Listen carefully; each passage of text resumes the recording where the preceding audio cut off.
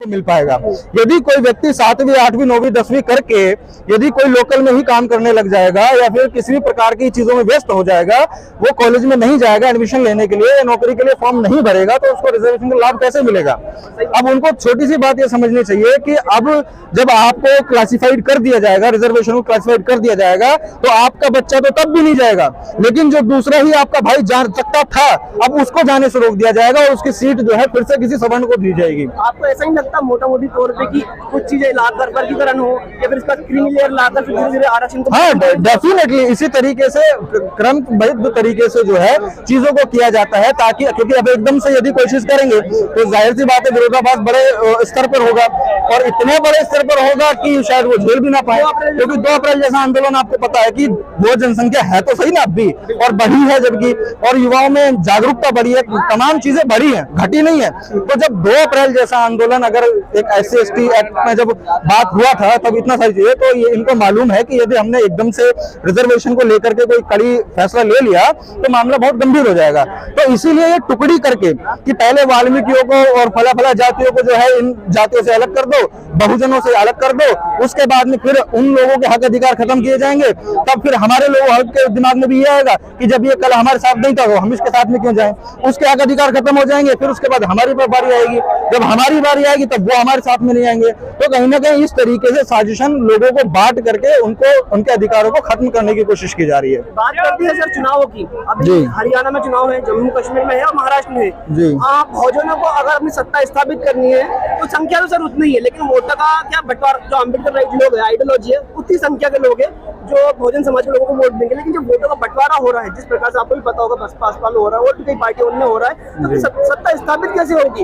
1-2 सांसद संसद में जाने से तो कुछ भला होने नहीं वाला है। बिल्कुल, ये तो है ही। देखो, इस पर तो जो इस देश में राजनेता लोग हैं, जो तमाम पार्टियां बना करके बैठे हैं, ये उन लोगों को विचार करना चाहिए कि जब आप लोग अलग अलग टुकड़ियों में बैठ करके लड़ रहे हैं तो आप तो जीत नहीं रहे, लेकिन आपकी इस हरकत की वजह से कोई दूसरा तीसरा जीत जा रहा है। तो ये उन लोगों को समझना चाहिए कि भाई जब लोग चाहते हैं कि हम लोग नेता बने तो भाई आप लोग एकत्रित होकर के लड़ लो। अब तो गठबंधन का बहुत क्रेज चल रहा है कि गठबंधन करके जो है सरकारें लोग बना रहे हैं। तो अब आप लोगों को ये समझना चाहिए, जो नेता लोग हैं उन लोगों को समझना चाहिए कि भाई जब जनता की डिमांड है, जरूरत है इस वक्त, क्योंकि तो आपने बहन जी चंद्रशेखर की बात कर रहे हैं। हाँ बिल्कुल, जाहिर सी बात है, क्योंकि कहीं ना कहीं जो समाज में टकराव है, जो 2 बड़े टकराव हैं, वो बसपा और असपा है। तो बसपा असपा का यदि टकराव चल रहा है और इस टकराव का बेनिफिट जो है वो कोई और ले जा रहा है, तो क्यों नहीं जो हमारे ही लोग हैं वो आपस में एकजुट होकर के चुनाव लड़ें तो फायदा हो।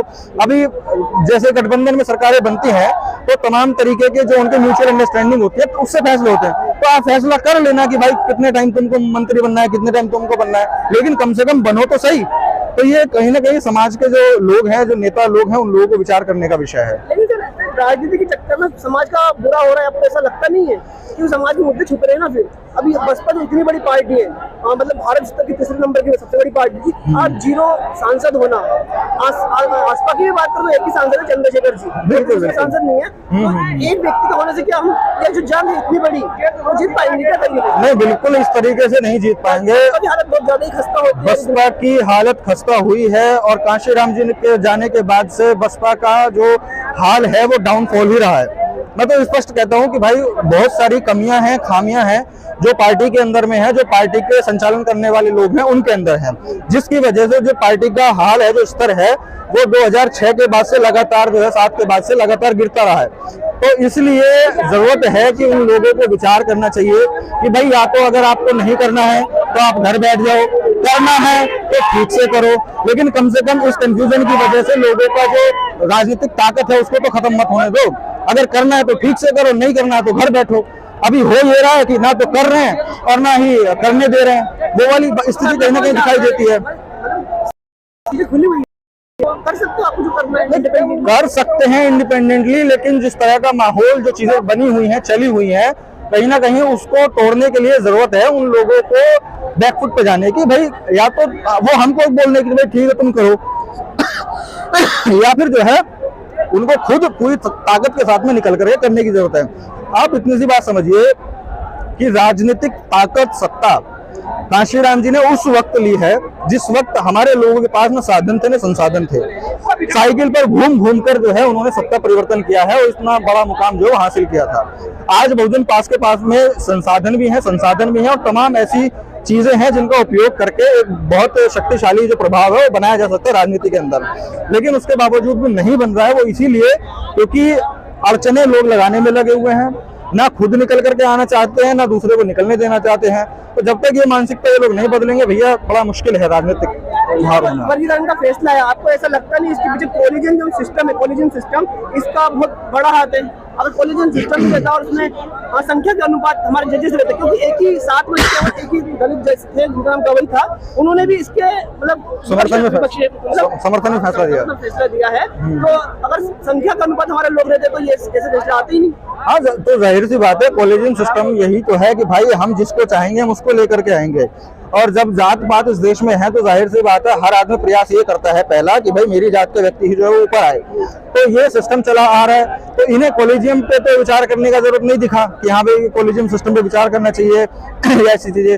जो एक व्यवस्था बनी हुई है जो बेहतर तरीके से बाबा साहब ने बना करके दी है वो उससे लोग आगे बढ़ रहे हैं और उससे अभी कोई इतना बहुत बड़ा परिवर्तन आया नहीं है।